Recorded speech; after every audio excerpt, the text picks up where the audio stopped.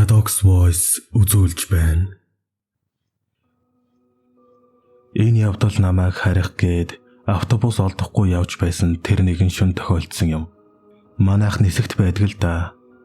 Тэр өдөр би найзынхаараа зочилж ганц юм балгангаа сонин сайхан ярилцаж суусан юм. Сүүлдээ бүр ярианда халчихсан цаг орой болсныг ч анзаараагүй. Эцэст нь найраа надад ч өндөрлөх болж би гэдэг хүн гэрийн зүг буцах санаатай алхсаар барилга угсралт компани зогсоол дээр ирлээ. Автобус ирдгэл байгаадаа халаг гэж бодсоор хүлээж зогсонгоо эргэн тойрноо ажиглахад нэг л биш болоод явчихсан. Хаашаач харсан машин тэрэг үгүй, барилгуудын цонхч гэрэлгүй байх нь тэр. Бүр амтай голтой юмч харагдахгүй болохоор нэг л жирэхэд явчихсан. Яг л цаг хугацаа энэ мөчөд гацчихсан юм шиг. Энэ байдалтай хагас цаг гаруй зогссон. Сүүлдээ тэсгээ байгаад найзынх руугаа буцдаг юм билүү гэж бодож байсны эцэст автобусны бараа харагдсан юм. Ойртоод ирэх үед огт харж байгаагүй дугаарч үгүй автобус байх нь тэр. Бүр чиглэлийнх нь бичигч шаварт хожигдчихсан байсан тул хаашаа явдгийг нь мэдэх аргагүй байв. Хөх тэнгэр гүрүүвч гэнүү, гудамжч гэнүү үйлснэ нь уншигтаагүй. Ямар тач дүүрсэн хэрэг гээд хараагаад оров.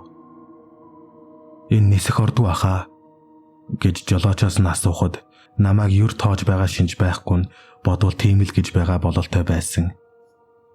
Ойрдоо мэдээ үзэх цав олдоогүй учраас чиглэл шинжилэл хийгдсэн юм байлгүй гээд л хамгийн хойно нь очиж суулаа. Бусад бүх суудал хүнтэй байсан ч надад зай үлсэн наадтай хэрэг байв. Ийм орой унаа олсон нааз гэж бодож байсан ч бүхэл замын турш бусад зорчигчд жишимч чимээ гаргалгүй игц харан суусаар байх нь нэг л эвгүй.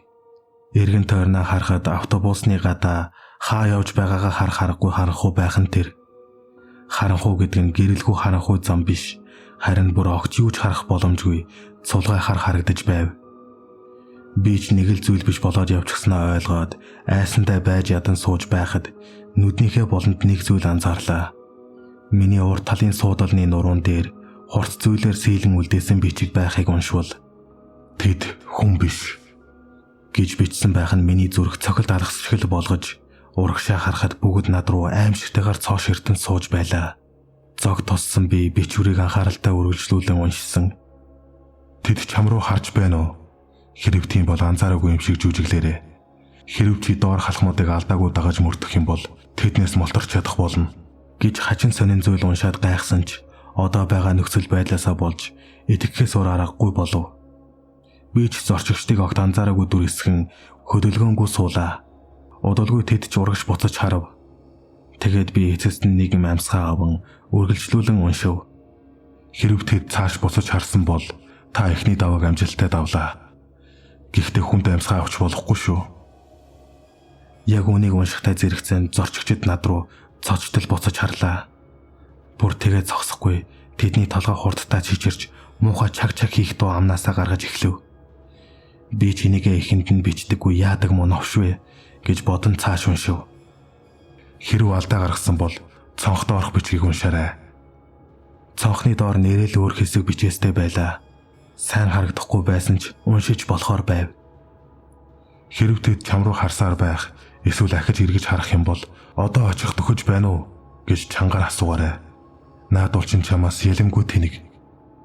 Би ч танихгүй хүний үлдээсэн бичигт доромжлуулахтай зэрэгцэн хэлснээр нь зам асууж орхив.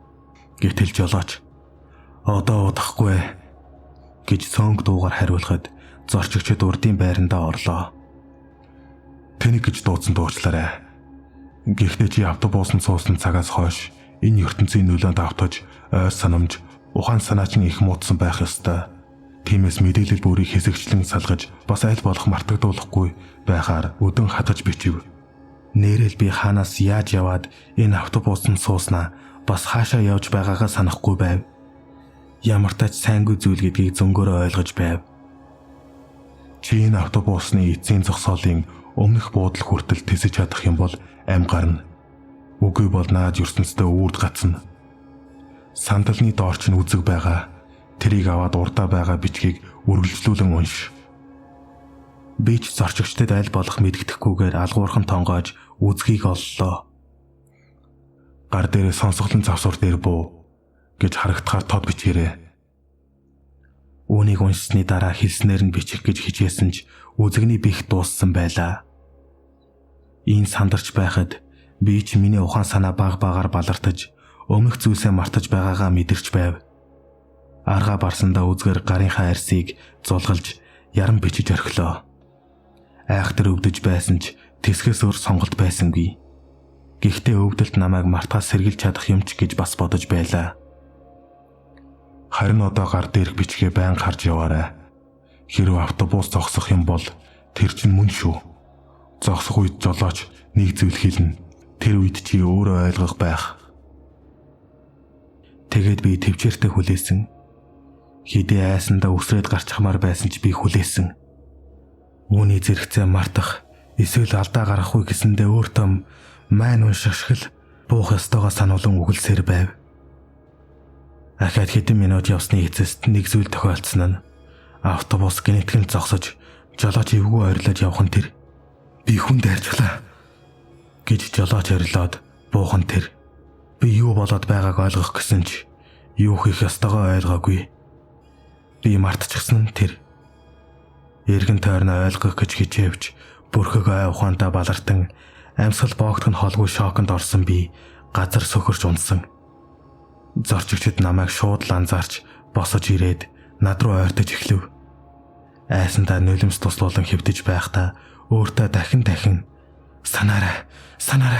санаарай гэж хэлсэн ч тус болоогүй. Тэд над руу ойртсоор намайг бүслэн авахад би нүдэ анин залбирсан. Тэгээд эцсийн мөчөд нэг зүйл мэдэрсэн нь гар дээрх минь хүндүрлэх шархнаас цус шүрч байх нь тэр. Нүдээр нээгээд дээрх бичгийг уншихтаа зэрэгцэн яах ёстойгоо ойлгож би босож зогсоод эргэж харалгүй хаалганы зүггүй лээ. Өөдөөс минь жолооч ороод ирэх үед шууд л мөрлөөд гарсан да. Нэг мэдхэд би автобуснаас буужчихсан сонсголонгийн гүүрэн дээр байгаагаа мэдсэн юм. Ухаан санаа минь ч буцаж ирсэн байлаа. Эргэн тойрноо ахиж харахад нөгөө автобус ч харагдаагүй. Харин харагдсан ганц зүйл нь үл таних харах хувцастай бүсгүй холгүй зогсож байсан. Гэхдээ удалгүй цаашаа харан харанхуй дуусаад халга болсон доо. Дараа найзаасаа сонсох нэ аав нь Хөхтөнгөр групп гэдэг компанид ажилладаг байсан гэсэн. Автобусаар аяллаар явж байх замд нь жолооч нь хүнд айрчглаа гэд гараад явхад нь буусан гинлээ. Гэтэл араас нь ачааны машин автобусыг нь мөргөж гүүрнээс унсан юм санаж. Тэгээд ганцаараа амьд үлдснийг нь одоо цуг ажилдаг байсан хүмүүсийн сүнс өөрийг нь хайж явдаг юм байх.